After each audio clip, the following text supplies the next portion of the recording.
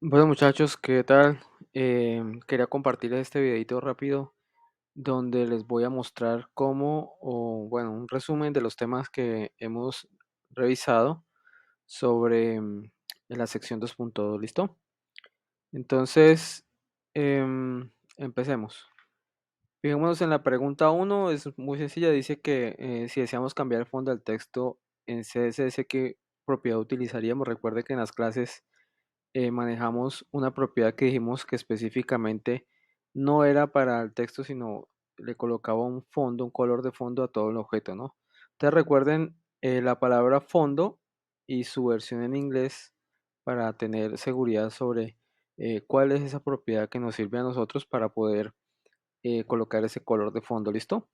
Entonces, esa es digamos, el tip para poder contestar esta pregunta, ¿listo? Bueno, la pregunta 2 dice, en CSS, ¿cuál es la propiedad para convertir a mayúscula la primera letra de una palabra? Bueno, entonces recuerden que utilizamos la propiedad text transform, que una nos servía para convertir en minúsculas, otra mayúsculas y otra para colocar la primera letra en, en mayúscula. Entonces, ahí ustedes tienen que sacarla también por, digamos, el significado de la palabra. Tenemos lower, upper, capitalize. Entonces, esa es la manera de identificar cuál de ellas nos permite convertir la primera letra de una palabra en mayúscula, ¿listo? Bueno, la tercera es el font size y nos dice la pregunta, font size indica el tamaño de la fuente para la entrada de datos. Entonces, em, ¿verdadero o falso? Entonces, bueno, esta pregunta está un poco compleja porque dice, indica el tamaño de la fuente para las entradas de datos, ¿no? Entonces es una pregunta, porque font size, si ustedes lo sacan por la significado size es tamaño de fuente, ¿no? Pero acá no está hablando de entradas de datos, ¿cierto? Entonces, ¿será que solo es para la entrada de datos o será que es en general para todo el tamaño de fuente? Entonces, ahí, ese es el análisis que tenemos que hacer para poder contestar esta pregunta correctamente, ¿listo? Tenemos que hacer ese análisis. Bueno, la cuarta dice, podremos establecer el valor del color de 5 maneras diferentes en CSS. Una manera correcta es el valor hexadecimal. ¿Cuál de ellos representa un valor hexadecimal? Bueno, recuerden primero que todo que el valor hexadecimal, como lo vimos en clase, se representa con un numeral al comienzo, ¿cierto? Y luego viene precedido por 6 dígitos. Recuerden cómo se representan los números hexadecimales, ¿no? Recuerden que los números hexadecimales se representan con dígitos entre 0 y 9 y letras entre la A y la F, ¿no? Eso es lo que tenemos que tener en cuenta, ¿listo? Bueno, la pregunta 5 dice, nos ayuda en nuestro sitio web para dar estilos a todos los elementos. Bueno, eso está muy clara, ¿no? Ya sabemos que el HTML es el lenguaje maquetado, las etiquetas hacen parte del HTML, el CS ya sabemos que nos permite dar estilos y pues obviamente tampoco ninguna de las anteriores. Entonces ya es muy claro esa pregunta, ¿no? Bueno, la sexta dice, ¿cuál de las siguientes opciones es la estructura de un bloque de código en CSS? Entonces recordemos que tenemos tres partes, ¿no? Los selectores, la propiedad y el valor, ¿no? Esos son tres partes que hacen, que conforman una norma. Entonces, recuerden que los selectores es la manera en la que yo puedo ubicar las etiquetas o los elementos a los cuales le voy a aplicar una propiedad, ¿no? Y que cada propiedad pues tiene un valor, ¿no? Entonces eso va en ese orden, ¿listo? Hay que tenerlo en cuenta, ¿no? Bueno, la pregunta 7 dice que realiza el siguiente bloque de código. Bueno, entonces lo primero que hay que hacer es identificar los selectores, luego la propiedad y luego el valor, ¿no? Entonces, este es un selector de etiqueta. Ustedes ya recuerdan la etiqueta P que hace, ¿cierto?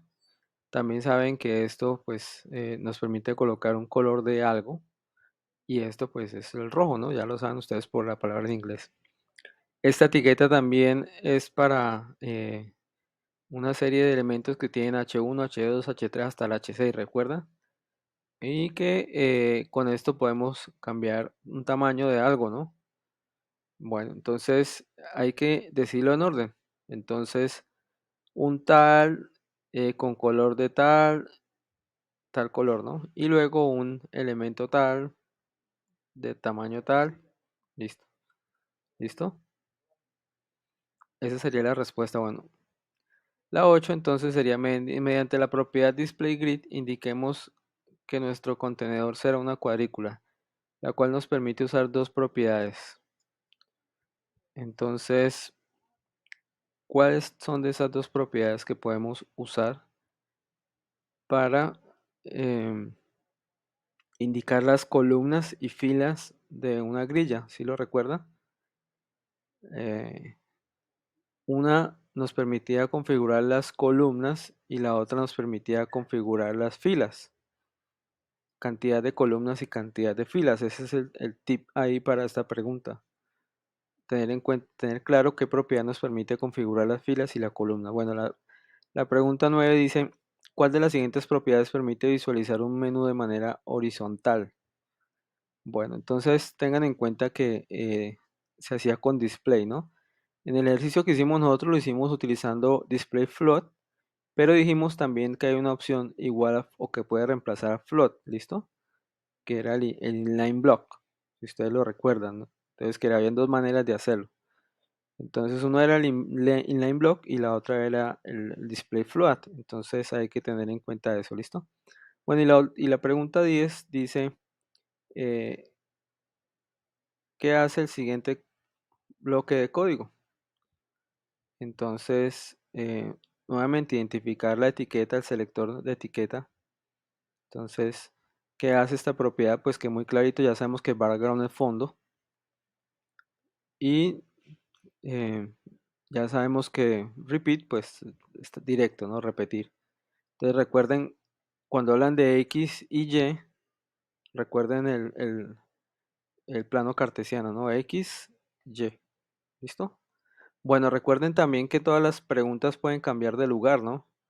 Y las respuestas también. O sea, este sistema tiene un barajado que hace que las respuestas se ubiquen. O sea, cada vez que diferentes personas abran la prueba, las preguntas pueden salir en diferente orden y también las respuestas en diferente orden, ¿listo? Para que no respondan de pronto mecánicamente rápidamente las preguntas sin leerlas ni nada, ¿no? Léanla bien y verifiquen la respuesta, ¿listo? Porque como les digo, esto se baraja, o sea, las respuestas se mezclan, las preguntas se mezclan y las respuestas también, ¿listo? Eso es lo que hay que tener en cuenta. Bueno, muchachos, cualquier duda, inquietud, pues me